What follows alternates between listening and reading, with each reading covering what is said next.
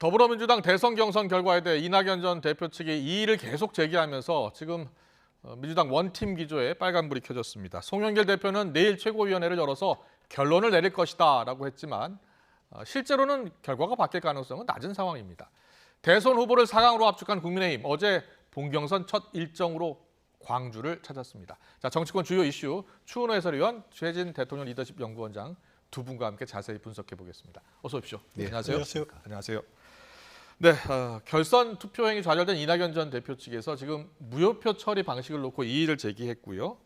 선관위는 입장이 바뀌지 않았다라는 기존 입장을 계속 밝히고 있고 결론은 내일 날 것으로 보입니다. 내일 최고위원회에서 결정을 한다는 건데 송영길 대표는 바뀔 가능성은 낮다 이렇게 이야기하더라고요. 최진 원장께서는 어떻게 전망하세요?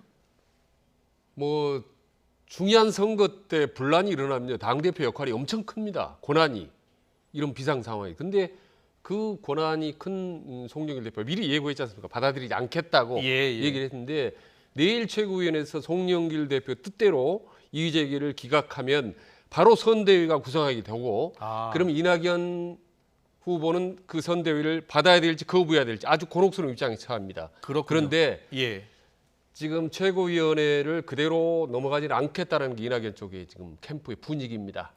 최고위원 중에 이낙연 가까운 사람이 두 분 정도 있는데 문제 제기를 공식적으로 하겠다는 거거든요. 그래서 내일 어떤 결론은 나오지 않도록 하겠다.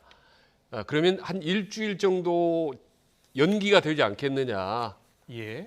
그러면 그 사이에 많은 상황 변화가 있을 거고 그때 다시 우리가 결정을 하겠다. 이런 지금 분위기입니다. 일주일 연기라 하면 그러니까 최종적으로 뭔가 기각 제기를 확실히 하지 않는 상태에서 논의 끝에 논란 끝에 회의를 다시 다음에 열기로 연기하는 거죠. 복잡하게 요란하게 파행으로 치닫는 거죠. 최고위원회가. 그럴 가능성도 있다. 그런 가능성에 일말의 가능성이 있다고 봅니다. 왜냐하면 이낙연 쪽이 워낙 캠프가 전의가 불타고 있기 때문에. 그러나 지금 송영길 대표 역시 워낙 의지가 확고하기 때문에 일단 망치를 두드리면 그냥 끝나는 겁니다. 내일은. 그래서 상당히 좀 요란할 것 같다는 생각이 듭니다. 추은호 해설위원은 어떻게 보셨어요? 이낙연 후보 측이 이의를 제기했을 경우에 수용될 가능성이 낮다라는 것을 알고 있을 것 같긴 한데요. 계속해서 이의를 제기하는 이유는 어디에 있을까요? 일단 그 송영길 대표의 그림은 내일 최고위원회에서 이렇게 최종 정리를 하고 이어서 오찬이 그 당 고문단하고 같이 돼 있습니다. 이 자리에 이재명 후보도 참석을 하고 당 고문이라고 하면은 대표를 지낸 분이거든요. 당연히 이낙연 후보도 전 후보도 초청 대상입니다. 그래서 이낙연 전 후보도 나와서 이 자리에서 받아들이는 인정을 하는 그런 모습을 그리고 있을 텐데 과연 내일 이낙연 전 후보가 이 자리에 나올지 그래서 승복을 하는 모습을 갖출지 그것은 아직 미지수인 것 같습니다. 아직은 정리는 안 된 것 같은데 근데 여기서 이렇게 쭉 우리가 이낙연 전 대표의 정치 역정, 삶의 여정을 이렇게 쭉 보면은요. 이분이 어떻게 보면은 그 난관을 뚫고 또 저항을 뚫고 극복하는 그런 스타일의 삶을 살지는 않았거든요. 정치 입문한 것도 그렇고 또 아니면은 이제 열린우리당 합류하지 않은 것도 보면은 이렇게 대세에 순응하는 그런 모습들을 계속 쭉 보여왔어요. 지금은 이낙연 캠프 측에서 주변에서 이렇게 거세게 반발하고 있기 때문에 지금 본인 입으로는 말을 하고 있지는 않지만은 결국은 저도 이낙연 전 대표가 대세를 순응하는 방식으로 시간은 걸리더라도 그렇게 받아들이지 않을까라는 막연한 추측은 좀 하고 있습니다. 그렇군요. 이낙연 후보의 생각과 또 캠프 인사들의 생각이 조금 다를 수 있다라는 지금 이야기를 해주신 것 같은데 최진 원장님 하신 말씀 있으세요 혹시? 아주 뭐 비슷한. 알겠습니다. 그런데요, 이낙연 전 대표 측에서는 오늘도 이재명 후보에 대한 공세를 계속 이어갔습니다. 오늘 오전 라디오 인터뷰 내용 듣고 오겠습니다. 지금 쿠데타 얘기를 한다는 게 이게 이해가 됩니까? 그만큼 지금 송영길 대표가 이 상황에 대한 판단을 못하고 있다는 반증이기도 합니다. 지금 어느 때인데 쿠데타 운운하고 있습니까? 그리고 당이 분열되는 원천을 만드는 사람이 누굽니까?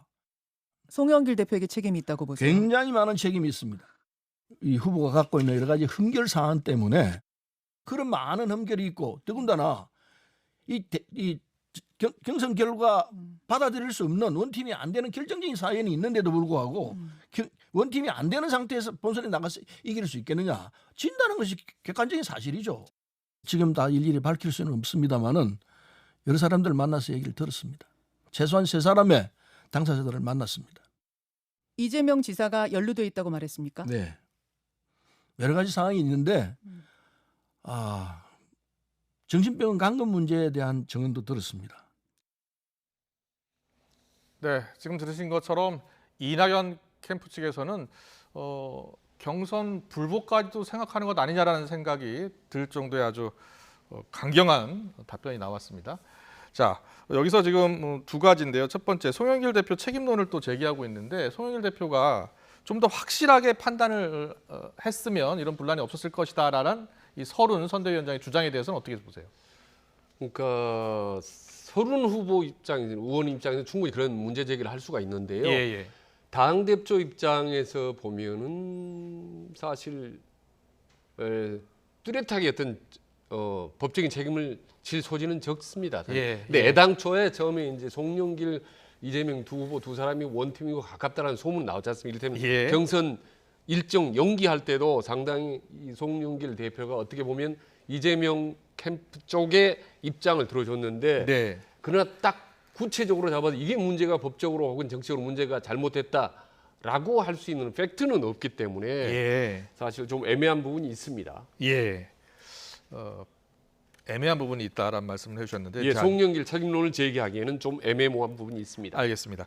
자, 정세균 후보 그리고 김두관 후보를 찍었던 표를 어떻게 처리해야 되느냐. 지금 이게 계속해서 논란이 되고 있는 겁니다. 내일 최고에서 이제 무효표 처리에 대한 결론이 내려질 경우에 이낙연 전 대표가 택할 수 있는 선택지를 저희가 3가지 정도로 지금 예상하고 있는데요. 먼저 깨끗이 승복한다. 두 번째, 가처분 신청이나 위헌 제청으로 좀 더 이어갈 것이다. 마지막으로 2012년 손학규 전 대표 사례처럼 소극적인 지지를 할 가능성이 있다. 자, 이 3가지 가능성 먼저 어떻게 보세요? 일단 당에서 해결하지 못하는 문제, 가처분 신청을 한다는 것은 법원으로 끌고 간다는 문제 아닙니까? 여기 이제 위헌 제청은 저는 가능성은 없다고 가능성 보고요. 낮고, 왜냐하면 그거는 국가 기관이 아니기 때문에 헌법이나 법률의 문제가 아니기 때문에 헌법재판소의 관할은 아닙니다. 법원에서 아마 판으로 끌고 갈 수 있을 것 같은데 가처분 신청이라든가 아니면 경선 결과 무효 본안 소송 여기까지 간다는 것만으로도 민주당의 완팀이 되는 데는 굉장하게 먹구름이 끼이는 거죠. 과연 이낙연 캠프 측에서 여기까지 끌고 갈지 저는 아직 가능성은 좀 낮다라는 생각이 듭니다. 어떻게든지 안에서 해결하려고 할 거고 그런 것이 좀 우세하지만은 그렇지만은 2012년 손학규 당시 전 후보처럼 결과는 어차피 받아들이더라도 앞으로 향후 본선에서 약간 뒷짐지고 그런 식의 소극적인 대응을 취할 가능성은 상당히 있습니다. 여기에 지금 여러 가지 또 이야기가 되는 것이 과연 김동연 전 부총리와의 또 연대설 이런 설도 들고요. 또 하나는 22명의 의원들이 그렇게 이의 제기를 했는데 과연 이 22명의 의원들이 나중에 국민의힘과 더불어 특검 도입 주장에 그쪽에 또 가담하는 것 아니냐 이런 추측도 가능하고 여러 가지 가능성들은 열려 있지만은 이낙연 캠프 측에서 그렇게까지는 가지 않을 거다. 그리고 이낙연 전 후보 측에서 그렇게 이렇게 주장하는 의원들이 있다면은 좀 다독이고 좀 그걸 막는 역할을 좀 하지 않을까라는 예상을 해봅니다. 제가 이 부분은 일단 제 분석보다는 오늘 현재 이제 이낙연 캠프의 분위기를 좀 전해드리고 싶은데요. 일단 깨끗한 승복은 전혀 생각지를 않고 있는 분위기입니다. 오늘 현재. 그렇군요. 전혀 그런 생각도 없고 그건 아예 논의 자체를 안 돼 있고 두 번째로 법원에게 가처분 신청된 법률적 고문이 주류입니다. 법적으로 가처분 신청해서 사법적인 판단에 맡기자. 라는 논의가 주류를 이루고 있다고 오늘 현재까지는. 그렇습니까? 그렇습니다. 우리들의 생각을 좀 다를 정도로 상당히 심각하게 이 부분을 이제 고민하고 있습니다. 그렇군요. 그리고 왜 이렇게까지 심각한 카드를 생각하느냐면 두 가지는 하나는 이제 YTN 돌발 영상에서 보였지 않습니까? 이낙연 후보 그러한 예술 참모가 한마디 했지 않습니까? 민심이 뒤집어졌다고.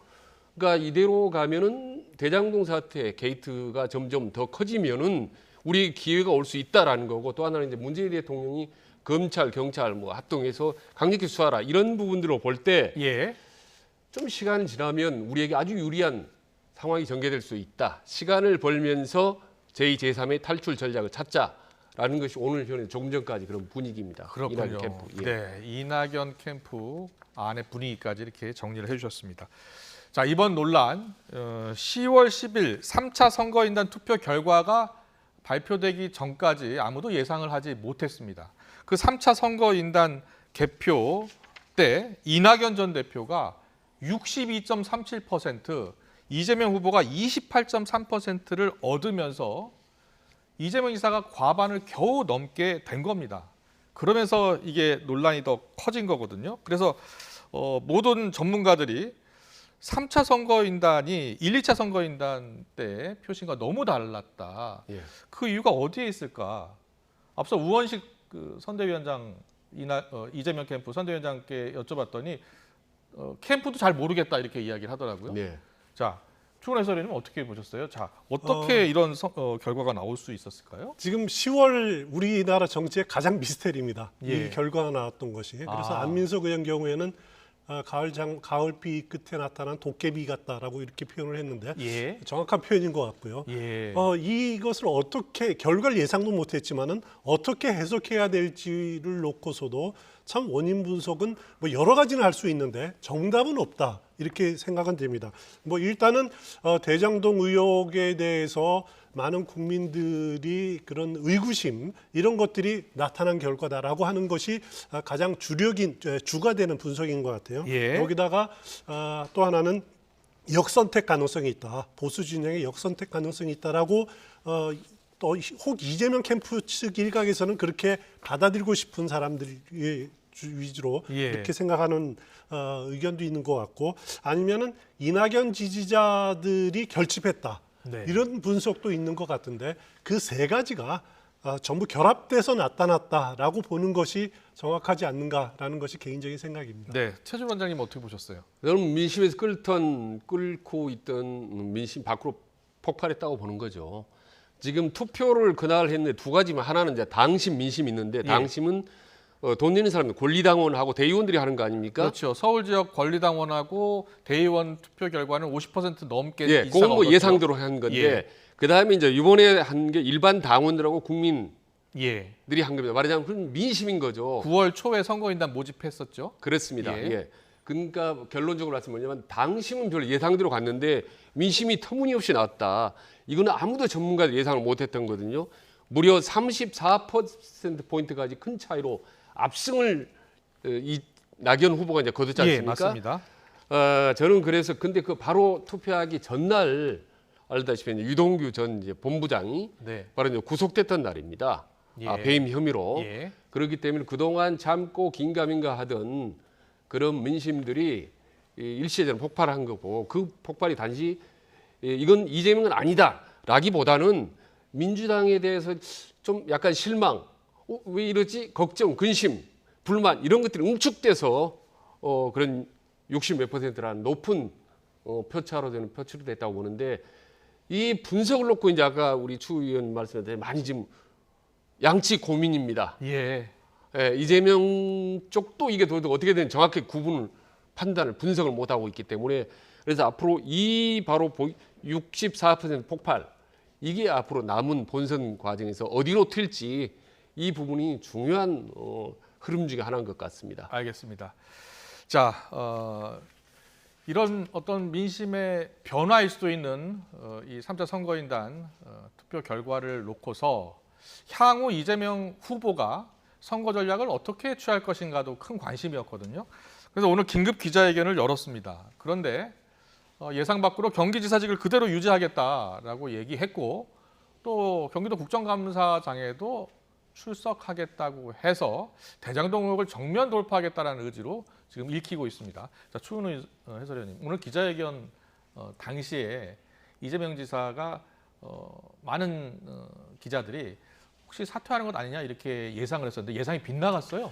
사퇴는 좀 아니었을 거고요. 예. 그 당장 다음 주에 있는 국정감사 18일과 20일 두 차례에 있는 경기도청을 대상으로 한 국정감사에 과연 경기도지사직을 가지고 하느냐 아니면은 경기도지사를 물러나고 예. 그냥 참석 안 하느냐라고 하는 건데 그것은 이제 송영길 대표도 경기도지사직을 좀 사퇴를 하고 그 국정감사에 안 했으면 좋겠다라고 하는 의견 표명도 했었습니다. 그렇습니다. 하지만은 예. 그걸 받아들이는 것은 이재명답지 않다. 이재명 다음은 이런 위기가 올 때 정면 돌파하고 본인이 맞서는 것이 이재명 다음이라고 이렇게 해서 예, 본인도 예. 판단한 것 같아요. 아. 그래서 일단 국정감사까지는 경기도지사직을 유지하는 것으로 결론이 났고요. 예. 여기서 이제 눈여겨볼 것이 뭐냐면 경기도지사로서 나온다는 것은 피감기관장으로 나옵니다. 피감기관장은 피감 증인으로 참석을 하는 겁니다. 그렇군요. 그러니까 증인 선서를 하고요. 여기서 만약에 위증이나 거짓말이 있으면은 고발당하고 처벌될 가능성도 본인이 안고 간다라는 거죠. 예. 그러니까 대장동 의혹을 정면 돌파할 뿐만 아니라 어떻게 보면은 또 위험 요소도 충분히 있는 거죠. 그것을 본인이 극복하겠다라고 하는 의지가 반영됐다라고 보시면 될 것 같습니다. 예. 그러니까 이 과정에서 이제 대한민국 국민들도 헌정 이래로 초유의 모습을 풍경을 하나 보는 겁니다. 그러니까 집권 여당의 대선 후보 겸 경기도지사가 국정감사에 나와서 피감 받는 이거는 야당 해방으로 한 야당 번도 의원들의 공격적인 본 질의가 적이 예상되는데도 그러니까 이 모습 예. 자체가 아주 초유의 역대급의 장면인 거죠. 네. 그리고 혈혈 간서 본인이 사이다다운 면모를 한번 보여주겠다는 겁니다. 그러니까 국정감사를 내판으로 한번 만들어서 내 입장을 한번 마음껏 펼쳐보겠다는 겁니다. 네네. 그리고 가면요 이재명 지사만 가는 게 아니라 국감장에 가면 여당 의원이 있고 야당 의원이 있습니다. 그렇습니다. 그러니까 여당 의원은 이제 집중적으로 방어를 해주겠죠. 예. 그럼 방어 받으면서 본인이 그동안 못다 했던 얘기 전 국민이 지켜보고 있는 데서 본인의 입장을 한번 시원하게 마음껏 한번 내뿜겠다라는 이제 전략으로 정면 돌파로 이제 방향을 잡은 것 같습니다. 알겠습니다. 자, 10월 10일 이재명 후보가 선출돼서 당시 문재인 대통령이 이제 축하 메시지를 전했는데 실제로 문재인 대통령이 이재명 후보를 언제 만날지도 지금 관심입니다. 대통령과 여당 대선 후보 간의 만남 사례를 과거에 봤더니 짧게는 2일, 길게는 2주 정도 걸렸다고 하는데요. 청와대가 오늘 이재명 후보로부터 면담 요청이 있었고 협의할 것이라고 했습니다. 그렇습니다. 자, 만남의 시기는 언제로 예상하십니까? 일단 국정감사를 마쳐야 되겠죠. 20일 국정감사 그 이후에 예. 만남이 진행이 될 것으로 보이는데 그때는 아마 국정감사 마친 이후기 때문에 경기지사직을 내려놓지 않을까라는 생각이 들고요. 예. 그러면 이제 만나게 되면은 과연 독대를 하게 되느냐 아니면은 그 당 지도부와 같이 만나게 되느냐 이것도 좀 관심이 그렇겠네요. 끌고요. 예. 그래서 문재인 대통령이 또 오늘 수사 지시까지 내린 마당에 맞습니다. 여러 가지 요소들이 있기 때문에 청와대로서는 그 일정 잡기도 상당히 좀 곤란할 겁니다. 어려울 겁니다. 그건 좀 유동적이다라고 보시면 될 것 같습니다. 최진 원장께서는 과거에 청와대에도 계셨잖아요. 예. 자, 이렇게 대선 후보가 선출되면 대통령이 대선 후보 만나잖아요. 예. 언제쯤 만날 것으로 보세요? 그러니까 처음으로 이제 갑각을이 바뀌는 공개적인 자리인데 왜 갑각을이 바뀌는 거죠? 예, 갑각 미래 권력이 될 수 있기 때문에. 아까 이제 말씀하신 만나는 방식이 독대냐 여러 명 만나 이것도 중요하고 네. 진짜로 중요한 게 또 하나 있는데요. 그러니까 문재인 대통령하고 이재명 지사가 얼마나 사이가 가깝냐를 보려면 이제 얼마나 빨리 만나느냐, 늦게 만나느냐입니다.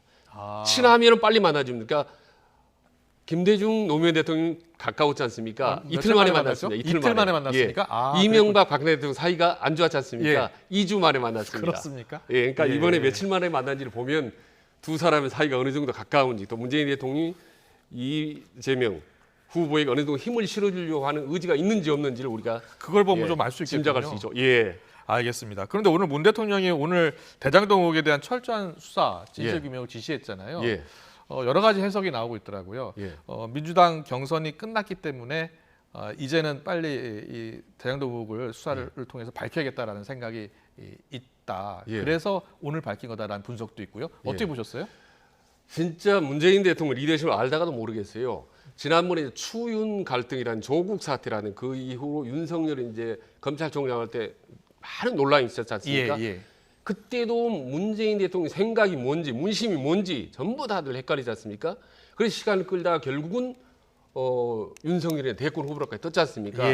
이번에도 국무회의에서 이제 처음으로 대장동에 대해서 발언을 했는데 근데 그냥 넘어가기에는 자, 검찰 경쟁이 합심해서 하라는 거, 조속히 하라는 거, 철저히 하라는 것, 실체적 진실을 파헤치라고.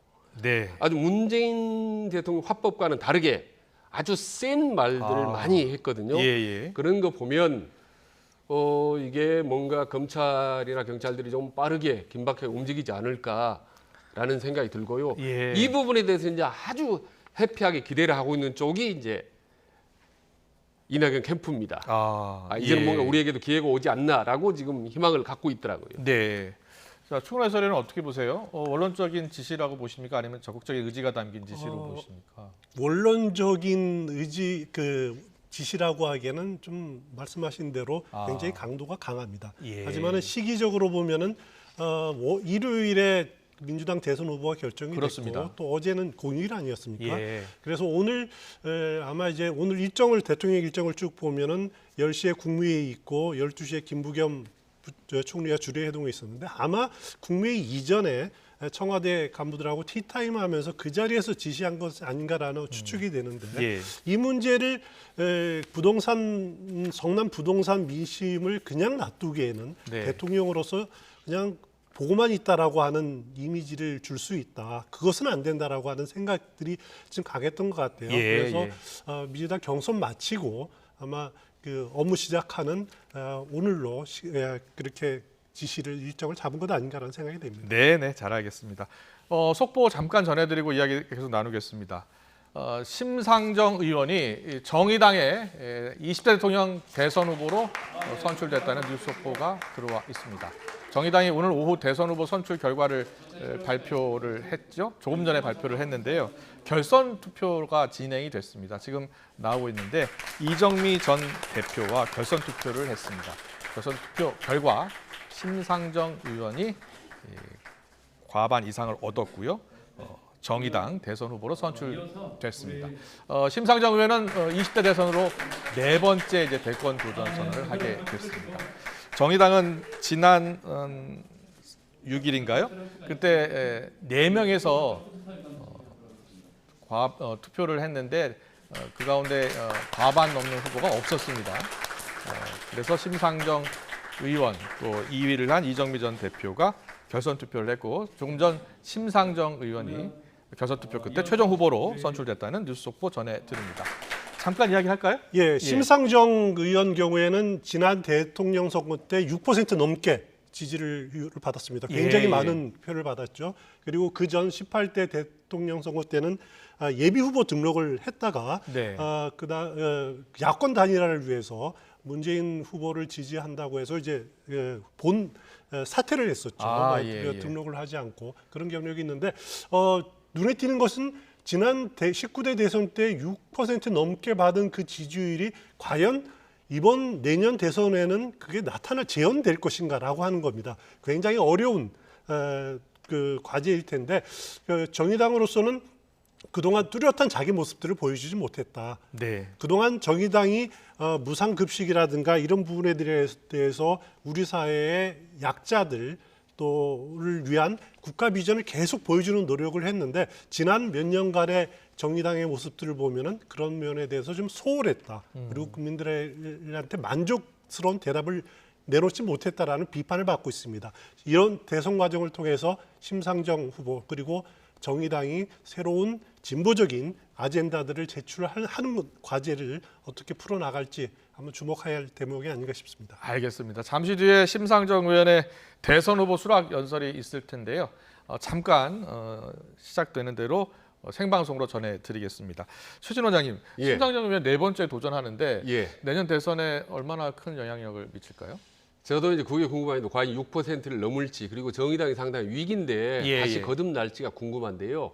기왕에 이제 정의당 6% 얘기가 나왔으니까 말씀인데 지난번 대선 때 안철수 후보가 몇 표 얻었는지 아십니까? 득표. 그때 한 20%. 예, 21%입니다. 예. 어마어마한 겁니다. 홍준표 후보가 그때 24% 정도 그렇습니다. 얻었거든요. 예. 그러니까 이번에 이제 어떤 변수가 될까 말씀하셨는데 네. 이제 정의당 고정적인 표가 있기 때문에 별도의 정당으로서 별개의 세력으로부터 별도의 지지를 받기 때문에 대선판에 결정적 영향을 미치지는 않습니다. 사실. 예. 예. 잠시만요. 예. 자, 심상정 의원 수락연설 잠깐 듣고 가겠습니다. 현장 나와 주시죠. 큰 박수 부탁드리겠습니다. 사랑하는 당원 여러분, 정의당을 한결같이 지지해 오신 시민 여러분 감사합니다. 저 심상정은 여러분들이 부여해 주신 자랑스러운 정의당의 대선 후보의 소임을 무겁게 받아 안습니다. 이번 대통령 선거에서 저 심상정과 정의당의 승리가 곧 시민의 승리가 될 수 있도록 제 남은 열정을 모조리 쏟아붓겠습니다. 저와 함께 결선을 치르신 우리 이정미 후보님 정말 고생 많으셨습니다. 잘하셨습니다. 아름다운 경선을 만들어 주셨습니다. 여러분 큰 박수로 다시 한번 격려해 주시기 바랍니다. 함께 경선에 참여했던 김윤기 후보님, 황순식 후보님께도 거듭 감사의 말씀을 드립니다. 후보님이 함께 계셔서 외롭지 않았습니다. 치열한 경선 과정에서 정의당의 희망을 보았습니다. 저는 우리 이정미 후보님과 또 김윤기 후보님, 황순식 후보님 모두 두 손 꼭 잡고 원팀 정의당으로 반드시 승리하겠습니다.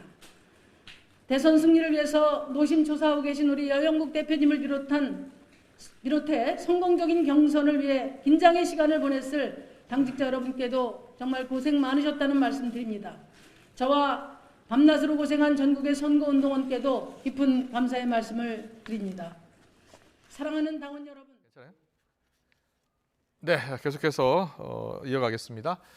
국민의힘 관련 소식 전해드리겠습니다. 2차 컷오프를 통해서 후보를 지금 4명으로 압축을 했죠. 국민의힘 본경선 레이스에 돌입을 했는데 어제 호남에서 첫 TV 토론이 열렸습니다.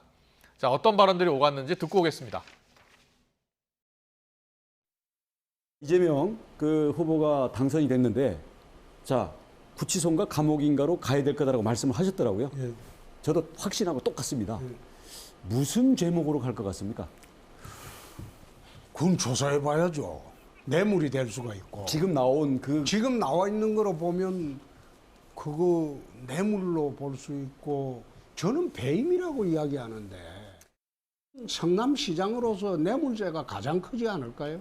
근데 뇌물죄가 되려면 본인이 받는 거를 뭐 무슨 비디오를 CCTV를 찍어놓은 게 있든지 뭐 계좌가 있든지 녹취가 있든지 해야 되는데 그 아까 말씀하셨잖아요.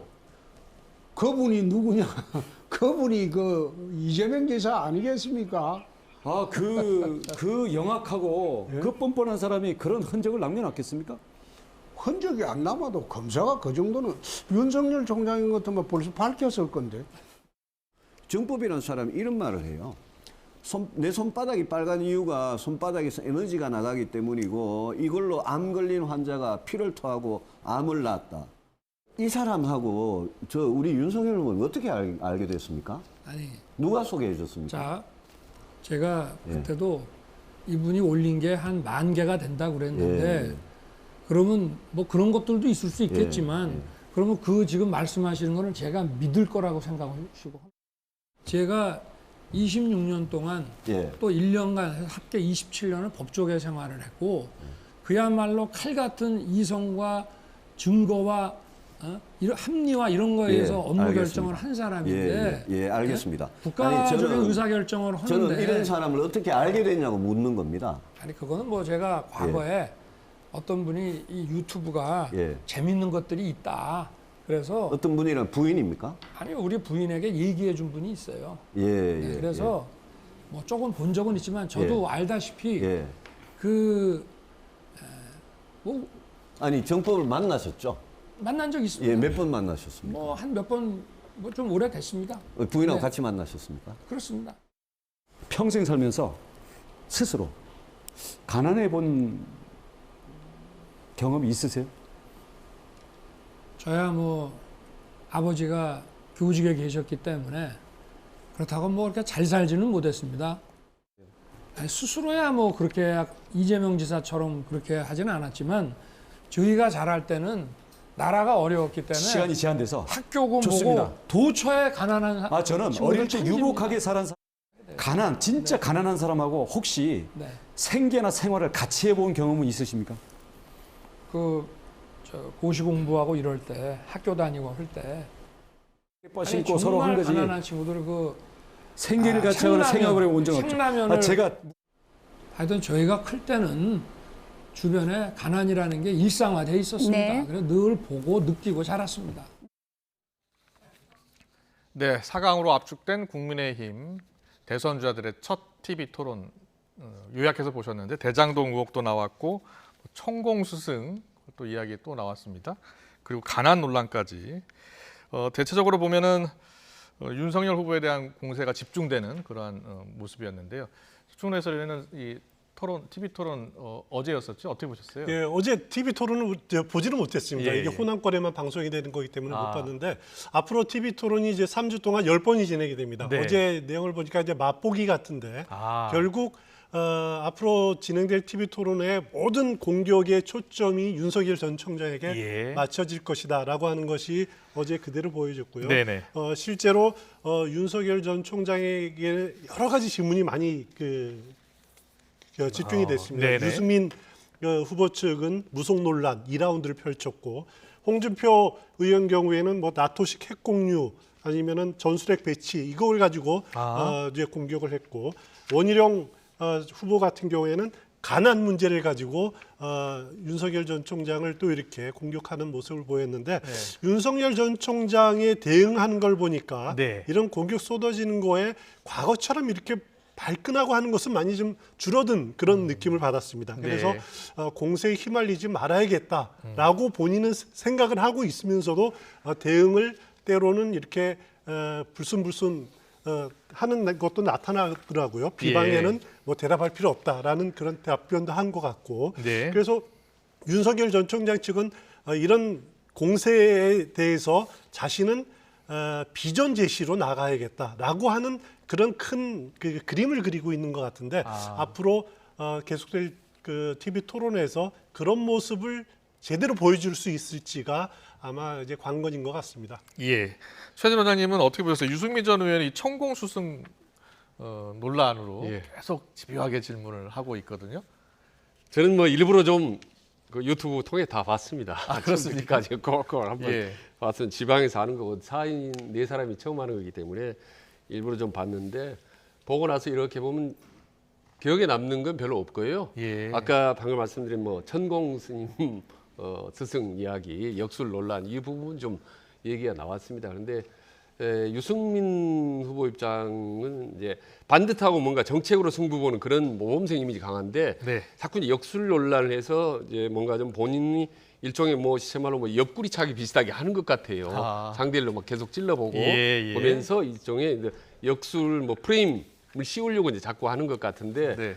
근데 보면 또 윤석열 후보 이제 자꾸 또 거기에 넘어가요.